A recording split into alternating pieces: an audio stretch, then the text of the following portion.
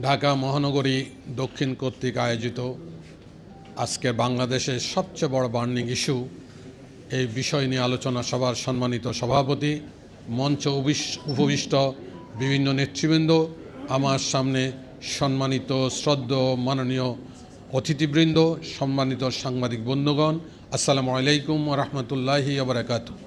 সম্মানিত ভাইরা, ২৪-এর গণ আন্দোলনে ১৪শত ভাই শহীদ হয়েছেন, ৩০,০০০ পঙ্গু হয়েছে। এই পঙ্গুদের ব্যাপারে বিভিন্ন হসপিটালে তারা ভর্তি আছে, মানবেতর জীবনযাপন করছে।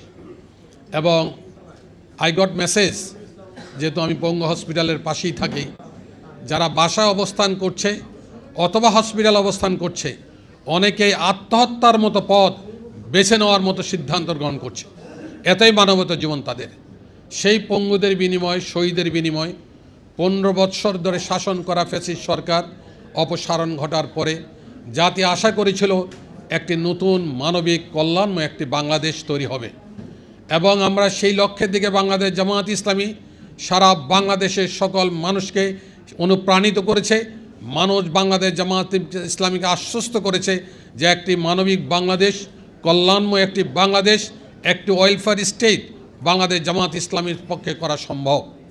কিন্তু এই স্বাধীনতার পরে আর কোনো দিকে না গিয়ে, শহীদদেরকে ইগনোর করে এবং পঙ্গু লোকদেরকে না তাকিয়ে দ্রুত নির্বাচন দেওয়ার জন্য একটি দল এই সরকারের উপর চাপ প্রয়োগ করার চেষ্টা করেছে।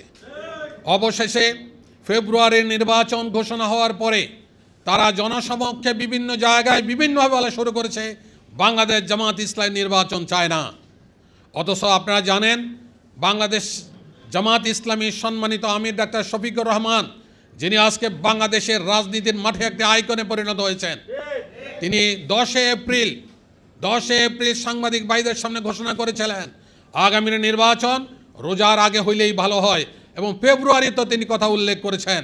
অথচ বলা হয় যে ওনারা নাকি ফেব্রুয়ারিতে নির্বাচন চেয়েছিলেন বিধায় ইন্টারিম গভর্নমেন্ট ফেব্রুয়ারিতে নির্বাচন ঘোষণা করেছেন। আমরা নির্বাচন চাই, ডিসেম্বরে নির্বাচন হলে আমরা নির্বাচন চাই। নির্বাচনের টাইম ফ্রেম নিয়ে বাংলাদেশ জামায়াত ইসলামীর কোনো বক্তব্য নাই। বক্তব্য একটাই, সেটা হলো জুলাই সনদের আইনগত ভিত্তি দিতে হবে এবং পিআর পদ্ধতিতে ইলেকশন দিতে হবে। ওনারা পিআর বুঝেন না। আমার দেলোয়ার ভাই সুন্দর কথা বলছেন, পিআর বুঝেন না। বুঝেন বিষয়টা এমনটি না, না বুঝেন বিষয় এমনটি না, বুঝেন ওনারা পিআর।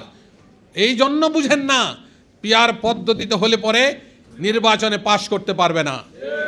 সুতরাং ওই মাসুলম্যানের নির্বাচন, হুন্ডা গুন্ডার নির্বাচন, টাকার নির্বাচন আগামীতে আর পিআর পদ্ধতিতে হলে পরে এটা চলবে না ইনশাআল্লাহ। জাতি আস্তে আস্তে আজকে পিআরের দিকে নজর দিচ্ছে। এই জরিপে দেখা গেছে ৭১% মানুষ পিআর পদ্ধতিতে ইলেকশন চায়। সুতরাং রাজনৈতিকভাবে একমাত্র একটি দল ছাড়া বাকি সবাই পিআর পদ্ধতিতে নির্বাচন চায় এবং পিআর পদ্ধতি নির্বাচনের সুফল আজকে আপনারা এখানে যারা আছেন তারা সবাই বুঝেন না। এই সুফলকে আজকে আমাদেরকে বুঝাই দিতে হবে। বুঝাই দিতে হবে না, আপনারা সবাই বুঝেন। অনেক বই পুস্তক ইদানিং বের হয়ে গেছে এবং টক শোতে পিআর পদ্ধতির ইলেকশনের ব্যাপারে সবাই জোরালো বক্তব্য পেশ করছে। সর্বশেষ একটা বিষয় আপনার জানাই, এই জাস্ট আধা ঘন্টা আগে ইলেকশনের রোডম্যাপ ঘোষণা করেছে নির্বাচন কমিশন থেকে।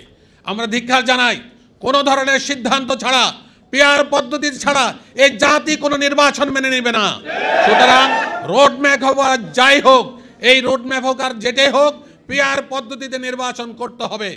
এই উদাত্ত আহ্বান জানিয়ে আমি আমার সংক্ষিপ্ত বক্তব্য শেষ করছি। আসসালামু আলাইকুম ওয়া রাহমাতুল্লাহি ওয়া বারাকাতুহু।